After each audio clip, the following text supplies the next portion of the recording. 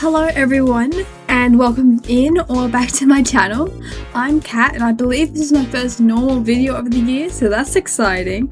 In this video I wanted to give Krita another chance and give you my opinion on the program. To start off with, I just want to give some quick preface on my own personal experience with the program, since this really isn't my first time using it.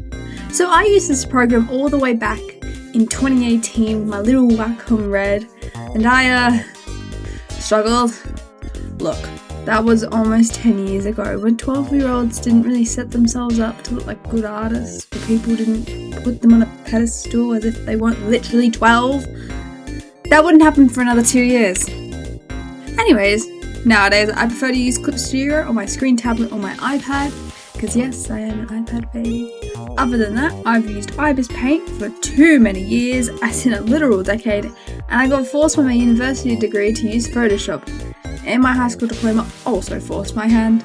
Look, I only slander Photoshop in this video because Krita is seen as a Photoshop duplicate when I googled about it, and as an avid Adobe hater, I'm gonna try all the duplicates.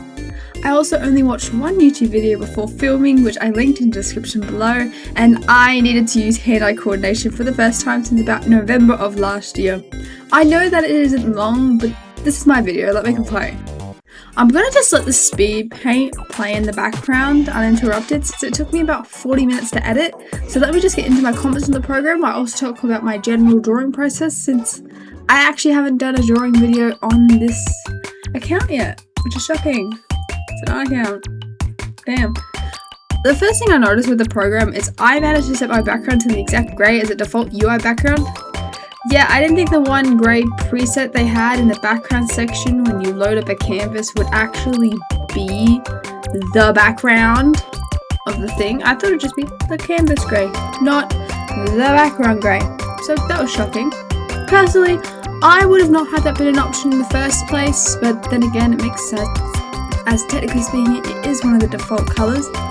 Anyways, once that crisis was averted, I took a small amount of time to navigate the brushes. I actually quite like the brushes included in the program, and I'll quickly show you my personal favourites on the screen so you can use them if you wish. I then took the time to find some reference on Pinterest to make a pose, since I kind of have to actually draw. I know, insane for this being a video about an art program. It felt really comfortable sketching within the program, and I enjoy getting the shapes down, which is rare for me. I didn't actually know who I was going to draw immediately, so my OC Astra came as my best bet, since they are usually my default for everything. Once I got the base sketch down, I changed the background to white since my blind eyes were struggling to see my own sketch, and then I started to clean the sketch up. This is the crucial part for any digital art, as it allows me to see exactly what I'll be drawing, so when it comes time for it, I can draw. It also allows for me to add more forms into the drawing, making it feel more alive. I also added a whole background because I haven't heard of being chill. And after all that, I moved on to my line art, finally. During the line art process, I had an easy time integrating a lot of my habits over to the program, as Krita uses a lot of the industry standard keybinds that actually exist within other programs. So this came in handy, as I never found I needed to intentionally go to the top of the screen to change the size of my brush. Instead I just used the square brackets to change the brush size. Speaking of handy keybinds, I love being able to press the E button to get to my eraser. It was genuinely so useful to click E, fix my problem, and then re-click to go back to what I was doing. This meant I never needed to go into my eraser brush, since I always had an eraser on deck. The keybinds are crucial to me, because like all desktop drawing programs, the UI gets a bit whack compared to the mobile ones. But before I talk about the colouring process in Krita, I just want to quickly cut in with a message from myself.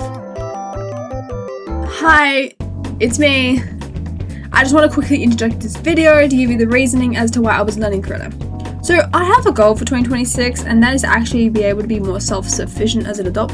I know this is crazy big stuff to suddenly cut into the video, but just give me a minute this week.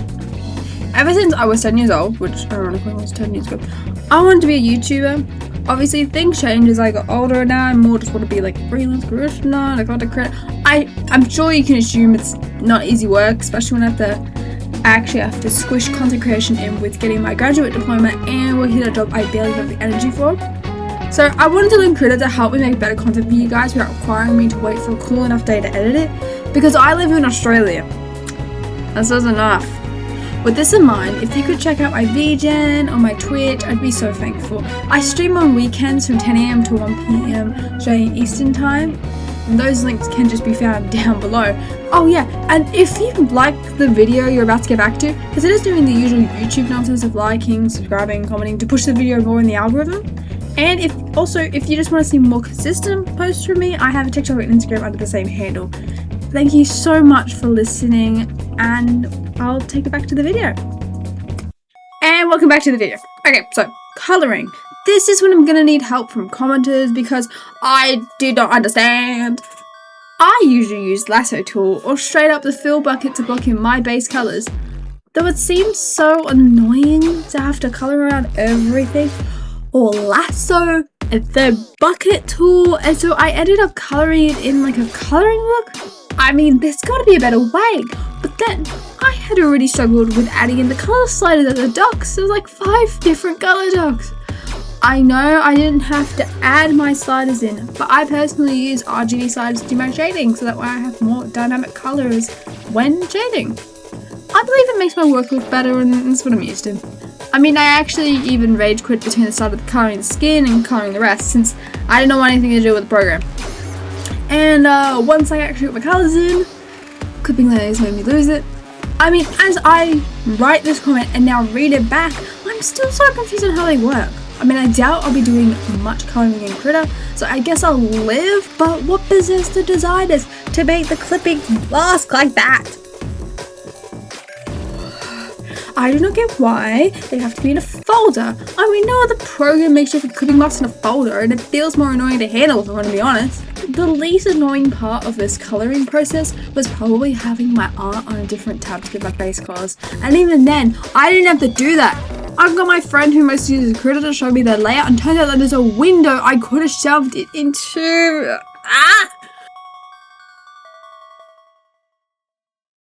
As for my closing notes, I believe I would have been a lot less confused in the program if I had dedicated more time into researching it like I had with Clip Studio, because I spent hours researching how Clip Studio works before I actually ended up using it. However, with saying that, this is a good beginner program in Photoshop Duplicate. It does everything you really need for illustration, and I really want to try and use it for animation. So, can I pass it? I mean, I did have a lot of fun, not only with the program, but also this video.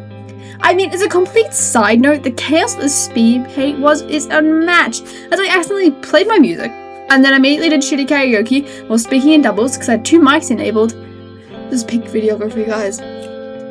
I also absolutely procrastinated the video, and the last one I played an absurd amount of Baldur's Gate and Minecraft, which Minecraft is only a newer one, as I was playing Baldur's Gate, and now I'm playing a lot of Minecraft.